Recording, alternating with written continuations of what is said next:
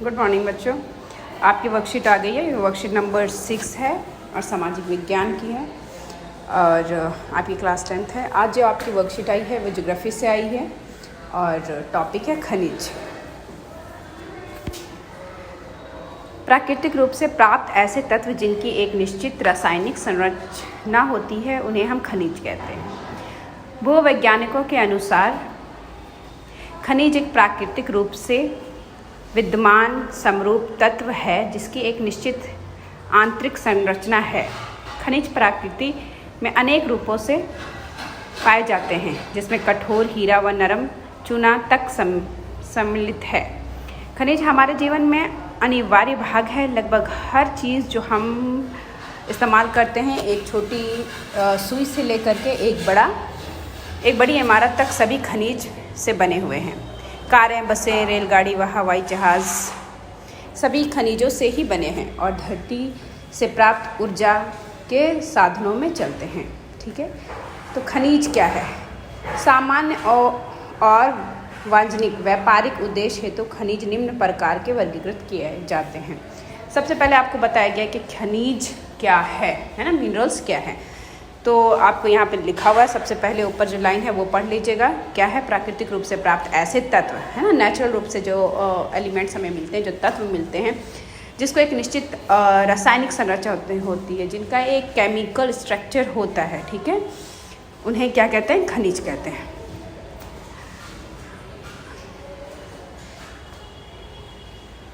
अब इसमें यहाँ आपको वर्गीकृत किया गया हुआ है, इसको क्लासीफाई किया गया है। क्लासीफाई देखिए कैसे किया गया है। खनिज को दो इसमें पहले क्लासीफाई, तीन इसमें किया गया है क्लासीफाई। एक धात्विक, दूसरा अधात्विक और तीसरा ऊर्जा खनिज। धात्विक में है लोहा धातु, वो खनिज जिसमें लोहा पाया जाता है वो धात्विक होता है। जैसे लोहे, जिसमें क्या होता है? लोहे का अंश पाया जाता है, जैसे लोहा, अयस्क, मैग्नीज, निकल और कोबाल्ट। ठीक है। अलोह जैसे तांबा, सीसा, जस्ता और बॉक्साइट आदि। ठीक है, ये धात्विक में आ रहे हैं। और बहुमूल्य खनिज जैसे सोना, चांदी, प्लेटिनियम आदि। तो धात्विक खनिज में भी तीन प्रकार है। एक वो जिसमें लोहा पाया जाता है, एक वो जो अलोह जिसमें लोहा नहीं पाया जाता है, और एक वो जो बहुमूल्य होते हैं। ठीक है, तो लोह में आपको मैग्नीज आ गया, निकल आ गया, कोबाल्ट आ गया, और अलोह में तांबा आ गया, जस्ता आ गया, बॉक्साइड आ गया, और बहुमूल्य में सोना, चांदी और प्लेटिनियम आ गया।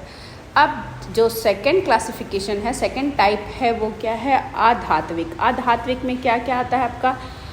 नमक आएगा, अब्रक आएगा, पोटाश आएगा, सल्फर आएगा, चुनाशियम आएगा, चूना पत्थर, संगमरमर तथा बलवा पत्थर। ये सारे आपके अधात्विक आएंगे।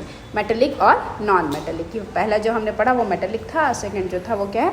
नॉन मेटेलिक है। ठीक है, और तीसरा है ऊर्जा खनिज, जैसे कोयला, पेट्रोलियम तथा प्राकृतिक गैस। ये तीनों किस में आएंगे? ऊर्जा खनिज में आएंगे। तो खनिज को तीन टाइप में क्लासिफाई किया गया है, तीन प्रकार में वर्गीकृत किया गया है: धात्विक, अधात्विक और ऊर्जा खनिज।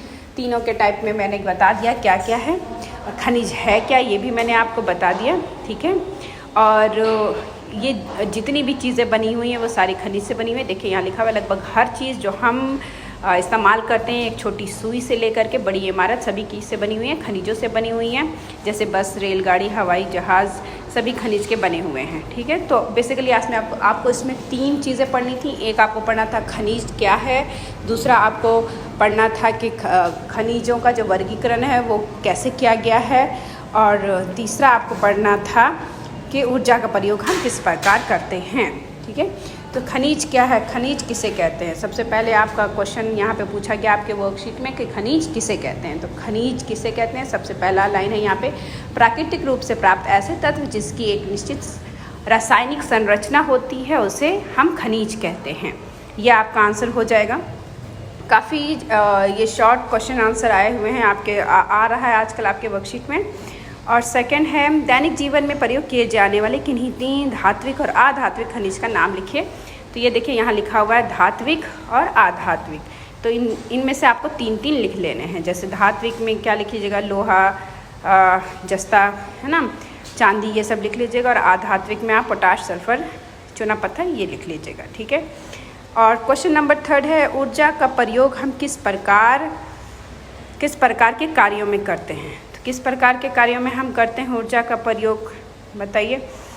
जैसे ये जो कोयला है, पेट्रोलियम है, गैस है, ये सब किस प्रकार के कार्यों में करते हैं। ट्रेन चलाने में, है ना, उसमें भी ऊर्जा का प्रयोग होता है। एरोप्लेन चलाने में, तो ये सारी चीज़ें, गाड़ियाँ चलाने में, तो ये सारी चीज़ें में क्या होता है, ऊर्जा का प्रयोग होता है। तो ये आपका हो गया। और आप 10th क्लास में आ गए हैं, तो अब आपको थोड़ा सा ध्यान देना पड़ेगा पढ़ाई पे। तो आप लोग बिल्कुल रेगुलर वर्कशीट किया कीजिए और करके मुझे सेंड किया कीजिए। और जो भी आपको प्रॉब्लम हो, कहीं भी आपको ऐसा लगे कि मुझे कुछ समझ में नहीं आ रहा है, तो आप मुझसे पूछिए। Thank you.